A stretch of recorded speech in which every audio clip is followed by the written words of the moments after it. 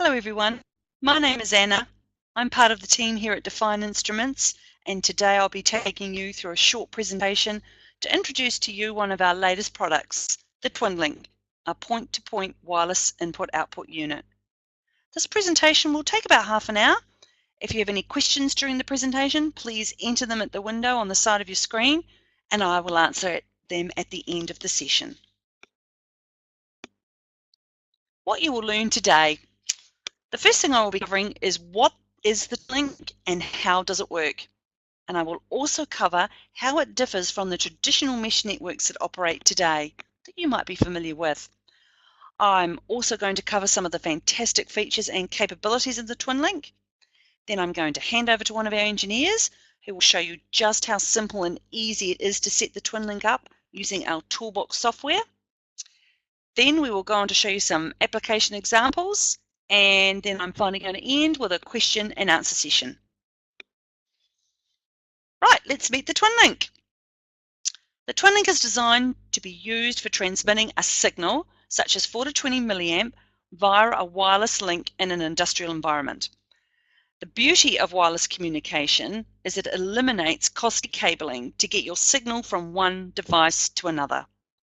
Wireless communication is also a great time saver, and with Define's simple setup software, you can have these devices talking in no time at all. The most common question we get asked with the TwinLink is, what's the transmit range? It's the transmit range between your TwinLink input and output unit is 0.9 of a mile, line of sight. Now you can extend this to 2.5 miles with the larger 8 dBi antenna. Within buildings, it can transmit through walls up to 1,000 feet. It has two universal isolated analog inputs that can measure 4 to 20 milliamp, temperature, resistance, potentiometer, and frequency. It will also transmit up to 4 digital input signals. Now this means that 4 digital signals on the transmitting unit will be sent to 4 digital outputs on the receiving unit, and vice versa. This is ideal for transmitting digital signals such as pressure switches and alarms. The other great thing about the TwinLink is that anyone who is familiar with 4 to 20 milliamp signals can set up and use these units. They are that easy to use. We call them out of the box ready, and this means that all you have to do is turn the units on. They are already set up for 4 to 20 milliamp in and out, and there is no setup or configuration required. In this diagram, you can see the simplicity of the TwinLink and its advantages over the more complicated mesh network systems. As you can see on the right-hand side, mesh networks are typically used to get data from devices that support Modbus. And to read Modbus data from each device requires a Modbus master, such as a PLC or SCADA system. These Modbus masters have to be programmed by a PLC programmer or a software engineer. The simplicity of our TwinLink is that the inputs are analog, such as 4 to 20 milliamp, RTD, or thermocouple. These inputs are converted to a digital number, and the TwinLink transmits them wirelessly to the receiver unit. This unit then reconverts the signal to a standard 4 to 20 milliamp output. No PLC programming is required, making the use of this unit accessible to a wider range of engineers and technicians. So let's have a look at analog inputs and outputs in a bit more detail. Here is a simple example of a speed sensor and a temperature sensor which has been connected to the input node. The TwinLink input node measures a signal from both these sensors and transmits them to the output node. The output node then converts the signals to 4 to 20 milliamp and drives a PLC input. Let's look more closely at the digital inputs and outputs. The TwinLink can accommodate up to 4 digital inputs. These may be a pulse input or an input from a flow meter or a level switch, for example. They can even be a close contact relay or an output from a PLC. The TwinLink take these inputs, transmit them wirelessly, and output the complete mirror of the inputs. This allows you to remotely control and monitor without the need for cabling. You will notice that the signals can go both ways for the digital outputs and inputs, and this is great for monitoring interlocks or confirming the alarm has reached its destination. Now I'm going to play you a short video showing you a TwinLink application.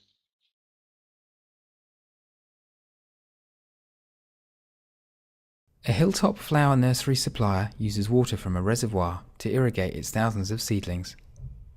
When the reservoir's water level falls below a certain point, the water needs to be pumped back into it from a source at the bottom of the hill.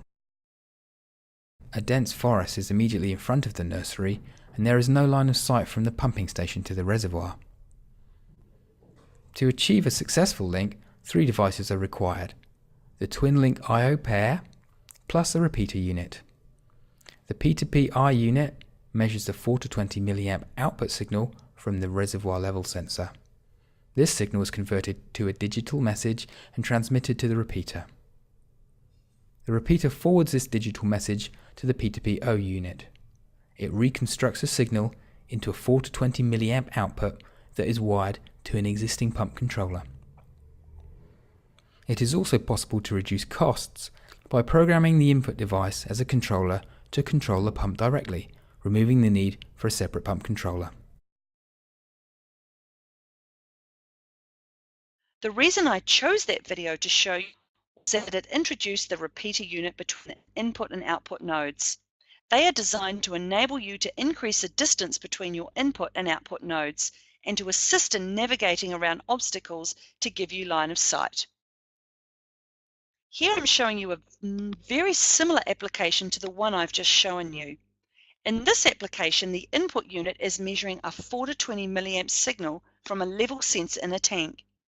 When the tank reaches a full level, we want the pump to switch off, and when the tank reaches a low level, we want to turn the pump on. This is being done simply and quickly by configuring the set point functions on the input unit. The relays on the output node mirror the set point functions on the input and turn the pump on and off directly. The brilliant thing is that there is no setup in the receiver unit. We will demonstrate how easy this type of setup is when we show you the Toolbox software later in the presentation. In this application, a hospital wanted to monitor temperatures in some autoclave ovens. 2 RTD probes were connected to the TwinLink input nodes. The data was then transmitted to the output nodes in another area of the building, where the output nodes converted the signal to standard 4 to 20 mA PLC inputs. In this type of application, the TwinLink is specified to transmit up to 1,000 feet through walls and obstructions. Remember that this distance can be increased by using our repeater units. What the customer loved about this application is that they did not need to lay any additional cabling, and commissioning took less than 1 hour. Now I'm going to show you how to configure your TwinLink using our defined Toolbox software. One of the nice things about the Toolbox is that you do not need to leaf through a long and complicated manual to set up the unit, as we have designed this software to be extremely easy to use. Most of the things are very intuitive in the software, and if you do find things confusing, there is a built-in help panel. This panel updates depending on what you click on, and it will show you the relevant information you need to know right there on the screen when you need it. Now I'm going to show you how to launch the software and connect your TwinLink to your computer. So the first thing we need to do is to launch our Toolbox software.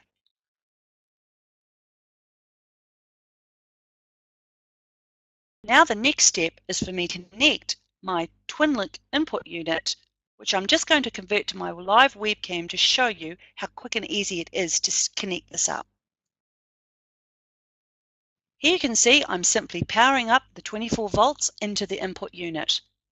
I then take my bridge key and insert it into the USB port on my computer. I take the other end of the cable and insert it into the program port on the front of my input unit. And now I'm ready to go. Now I'm going to hand you over to David, who is going to take you through a live demonstration of the Toolbox software. Hi everyone, we're now going to have a look at configuring the TwinLink with the Toolbox software. This is the Toolbox software. It has a couple of really great features, one of which is the simulator feature here up the top. Here you'll see an orange tab.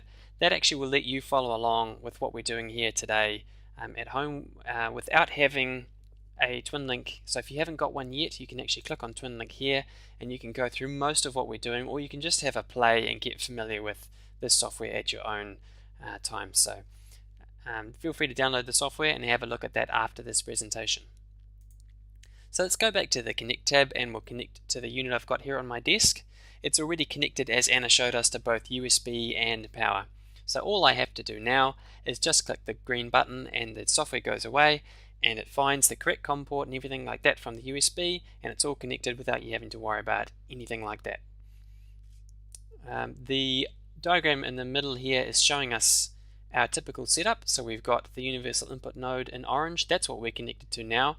That's the only thing that we're going to be setting up today. We don't actually have to set up the output node because all of the output node's configuration is programmed into the input node, and then that copies across automatically when you connect things.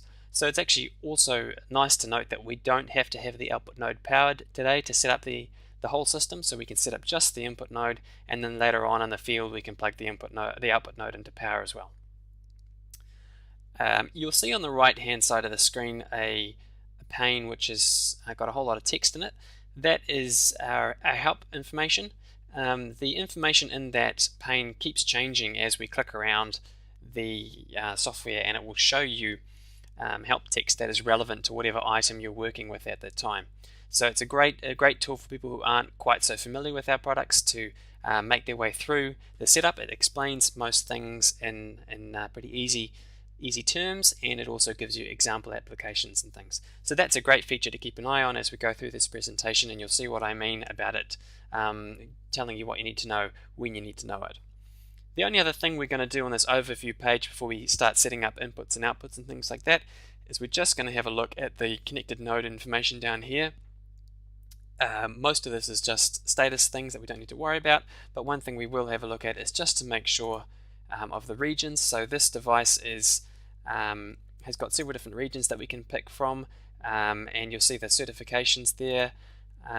So that's just changing the wireless transmit power to meet the approvals for each country. So we're going to pick USA for this one. We click apply and it goes away and applies that to the unit. So that's all now set up for use in the USA.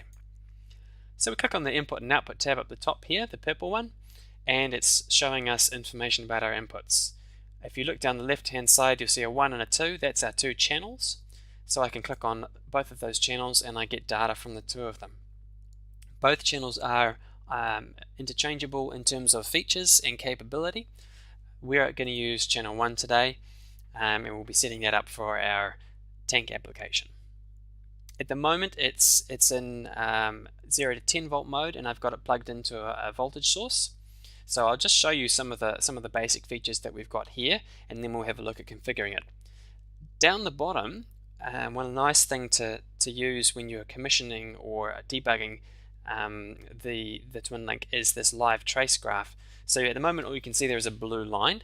That's actually responding to the input value though. So if I change the input value from 4.9 volts and turn it up a bit, you can see the graph changing as I change the input value. So that's going to give you a real-time idea of what's going on with your signal.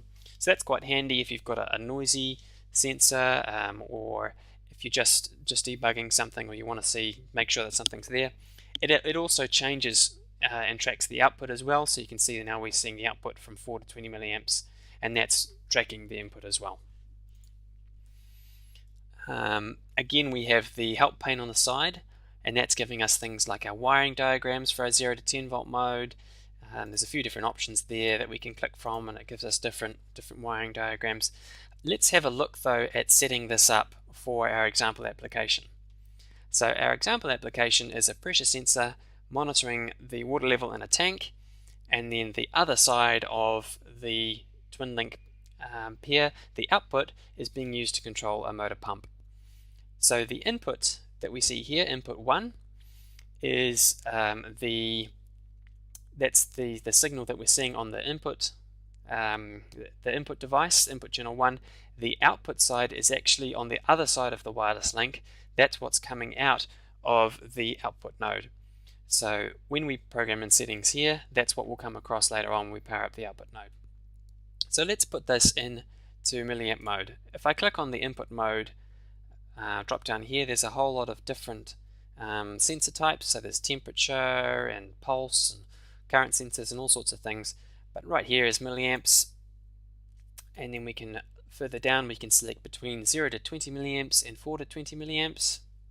So we'll select 4 to 20, and that is now going to be set up. If I flick over to my current source and I apply those changes, we can see I've now got 8.3 milliamps going into the device. So that's great if I wanted to know what the value was in milliamps, but I'd prefer it to be in something human readable. So to make it a bit easier for me to understand what's going on, I'm going to go down to our scaling and offset heading here, and I'm going to pick custom scaling. Custom scaling is going to let me show the input value here. I want to show it in feet. So that's feet of water in the tank from 0 to, let's say, 20 is the top of my tank. So if I click edit, I can see here input milliamps of 4 milliamps is a display value at the moment of 4, and input of 20 at the moment is 20. So that's straight, no scaling.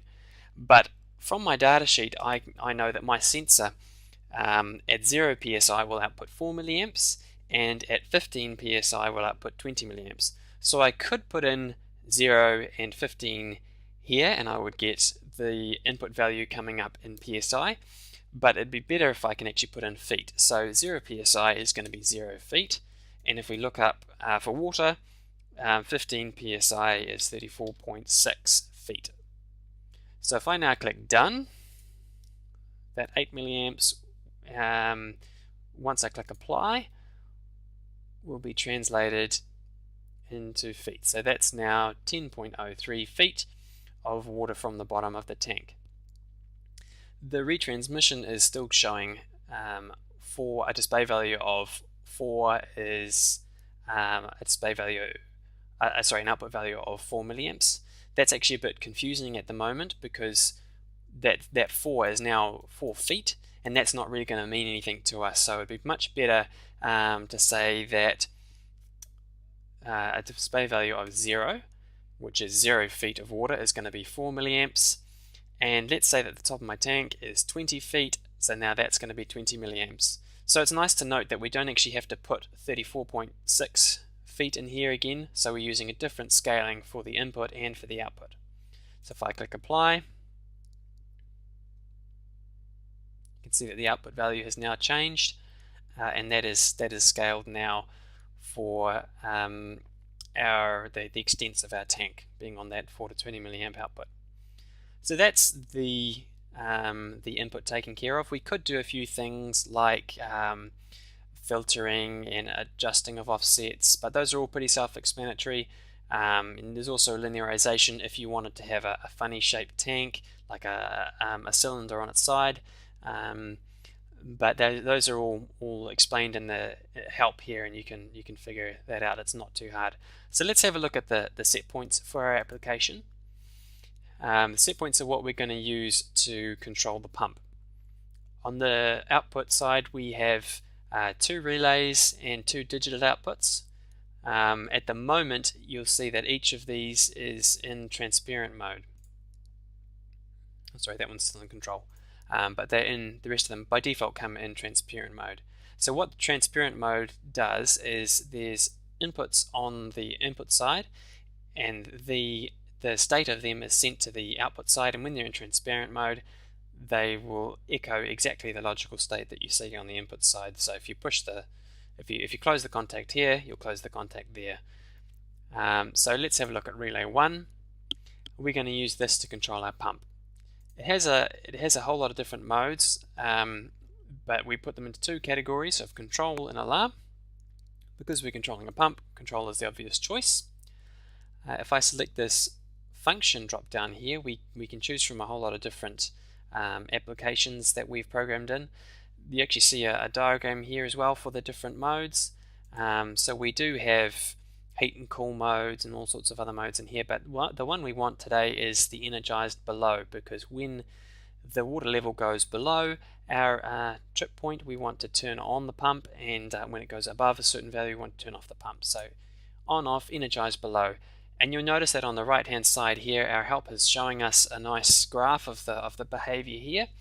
So I can set up points here, and that's going to show us how it's going to work. So what we want to do, let's say we want the pump to turn on at when there's 6 feet of water, and we want it to turn off when there is 14 feet of water in the tank. I can now click apply. Alright, and that's all done. That's all ready to go. So that will now, you can see in the diagram here, when the water drops below the value of 6, it'll turn on, and it will turn off again at 14. Okay, that's the toolbox. I hope that was informative. We'll now hand back over to Anna, who will complete the presentation. Thanks for that, David. Now we're going to cover a few helpful tips that will enable you to get maximum range and signal quality from your TwinLink. When we talk about any substantial distance, line of sight is very important. We get people saying, I can't get a signal, and there's nothing between the units except a hill.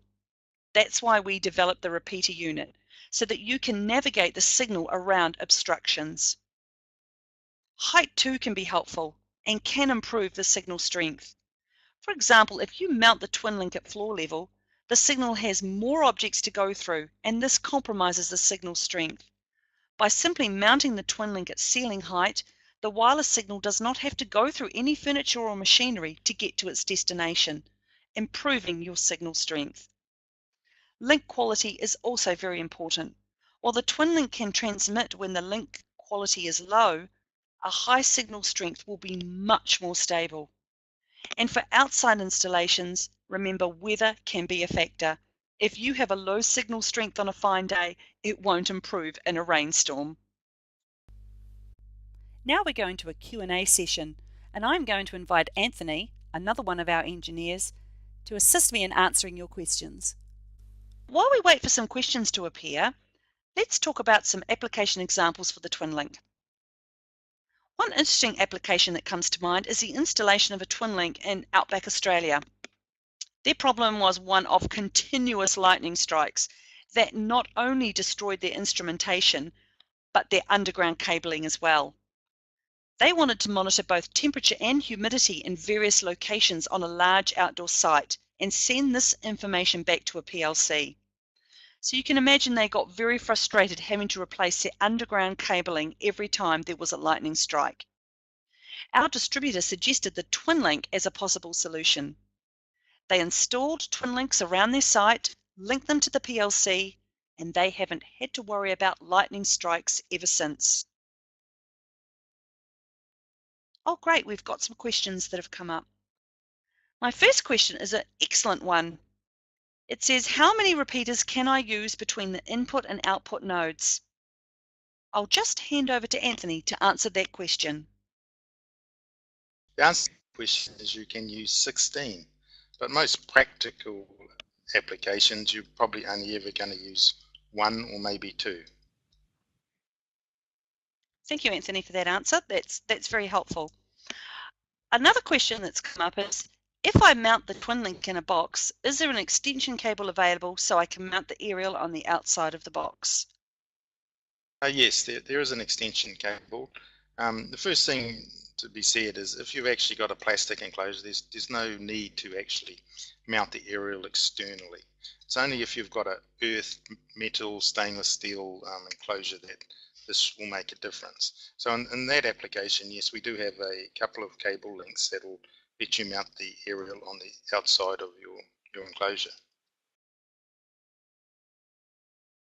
Well, that concludes our session on the TwinLink today. I hope you all feel you are TwinLink experts now after this session, and thank you very much for listening in, and I hope you found it helpful.